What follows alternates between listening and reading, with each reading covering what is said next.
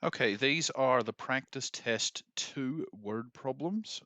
So there's 3 problems about tanks, and you should be able to form up linear first order ODEs from each of these problems. I'm going to do them as a YouTube, and I'm going to discuss with a particular emphasis on forming the ODE out of the word problem. So let's start. I'll do one video on question 5, one video on question 6, and one video on question 7. So this is the first of the 3.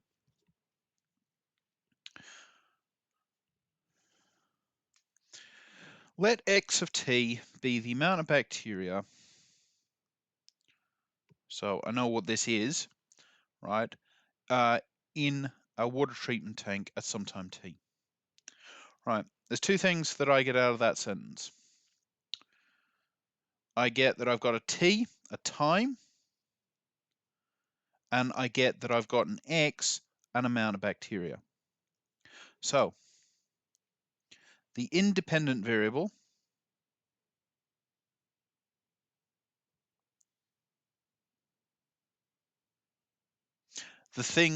remember that the independent variable is like a coordinate in our problem.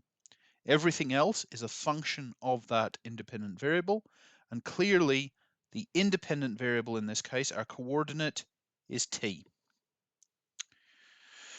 My dependent variable, the function that I'm looking for, if I read the whole problem or if I just read that first sentence, it's going to be x, the amount of bacteria.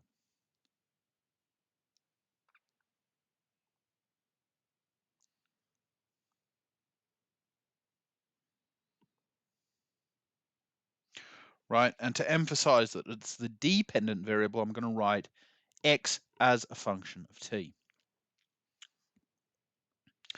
All right, so let's go on and read the next sentence. There is no flow in or out of the tank. Okay, so I guess I can draw a picture of this, but whatever's going on, it's happening in my chemical tank, in my water treatment tank. I've got some fixed amount of water in here because there's no flow in or out. I've got in there an x of t, which is the amount of bacteria that's floating around in this water. All right, suppose the water treatment plant has a chemical that removes bacteria from the water at a rate proportional to the amount of bacteria present at any instant in time. Okay, so that's a bit of a mouthful. Physically, what's going on is we've got some chemical in here. Right, there's our chemical, because all chemicals look like this. And it's floating around, attacking x of t and destroying the bacteria. All right? So that's physically what's going on. That's what we can take away from this. But we're given a lot more information. Rate proportional to. Okay? Removes. Proportional to the amount of bacteria present at any instant in time. I'll actually just undo that and I'll highlight that differently. The amount of bacteria present at any instant in time, that just means x of t, right? Any instant in time means it's a function of t, and x is the amount of bacteria. Right, so the rate means dx dt.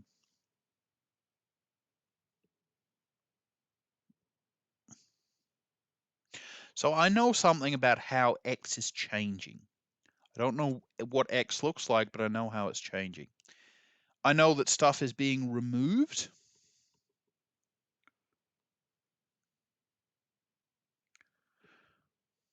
So that's a minus. It's negative because it's going down. It's removing stuff. So this is a negative contribution to rate, if you like. proportional to the amount of bacteria present at any one time. Well, proportional just means take a constant, multiply the variable. So I've got some removal term that looks like minus k x t, like that. Okay, so that's what I know from that sentence. All right, next sentence. Also suppose that the bacteria in the tank, right, so bacteria in the tank, we're thinking X again, reproduces at a rate proportional to the amount of bacteria in the tank. So reproduces means that's a positive contribution. So we've got stuff growing. We've got bacteria increasing. So reproduction.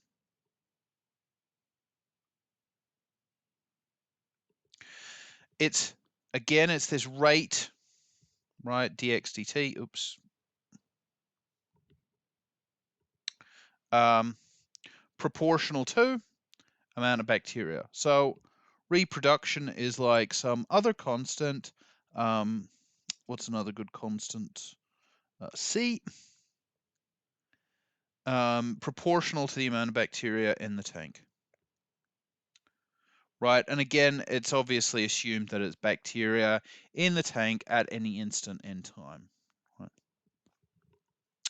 Finally, assume that the initial amount of bacteria in the tank is X naught. So we're told an initial condition.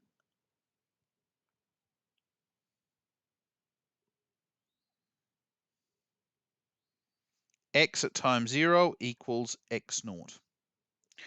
We now have to write down and solve a first order linear initial value problem, so the ODE and the corresponding initial condition, which we just wrote down anyway, for X of t.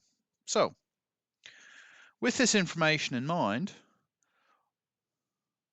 we know that we're going after this rate, right? We want to form up a first order dE. So this dx dt is going to be equal to something, right? And it's equal to the removal of bacteria plus the reproduction of bacteria. That's the two terms that make up the possible changes in my bacteria population.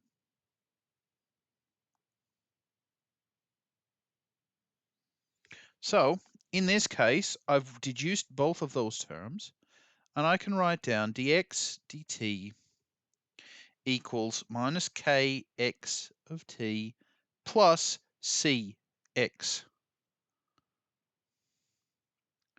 x of t. Now, this simplifies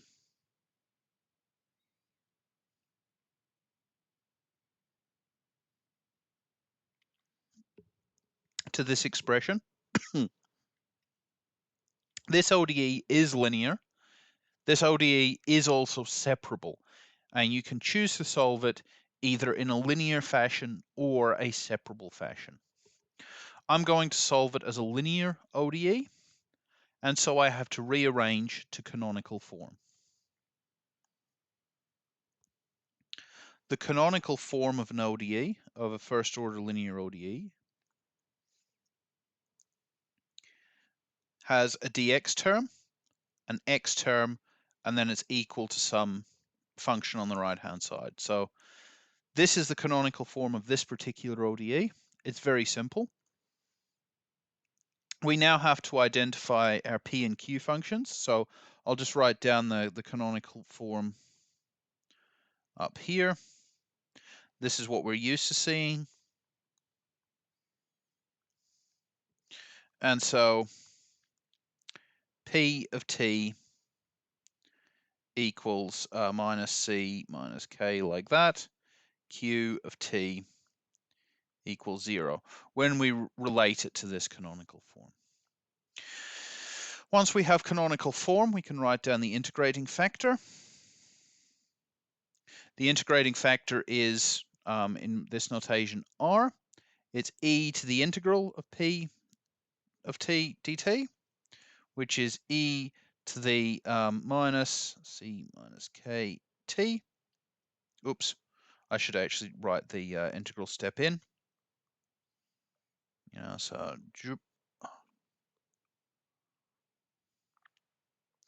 that's equal to minus C minus K times T. I don't need another constant of integration there because I can pull it outside of the E. It'll just be a multiplicative constant. I explained that in lectures. I don't need to include another constant there. What we can do now is we can multiply both sides of our equation here by this integrating factor, and we can use what I tend to term the collapsing step. Some people call it the reverse product rule step. But once we multiply our ODE, e to the minus c minus k t dx dt minus c minus k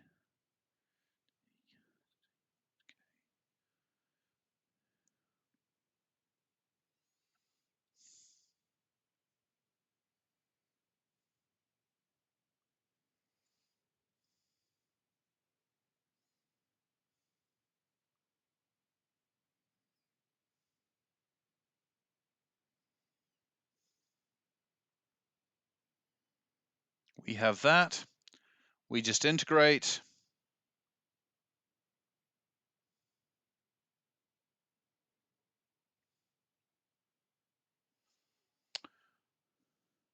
So when we integrate 0, we get some constant of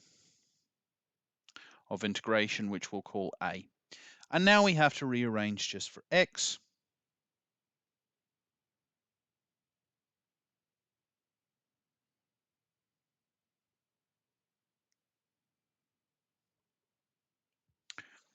Okay, so that's just dividing both sides by e to the minus, and noting that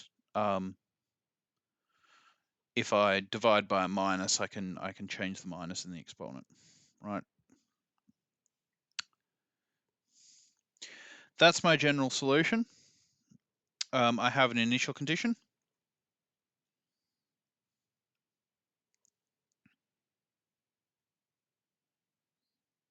So I can substitute that in.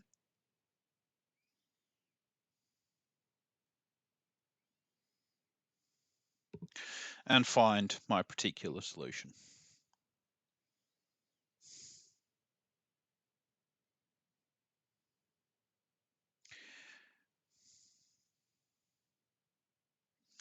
In this case, there's some interesting behavior. If C is greater than K, C minus K is positive, and the amount of bacteria in this tank increases in time. That is when the amount of reproduction is greater than the amount of removal.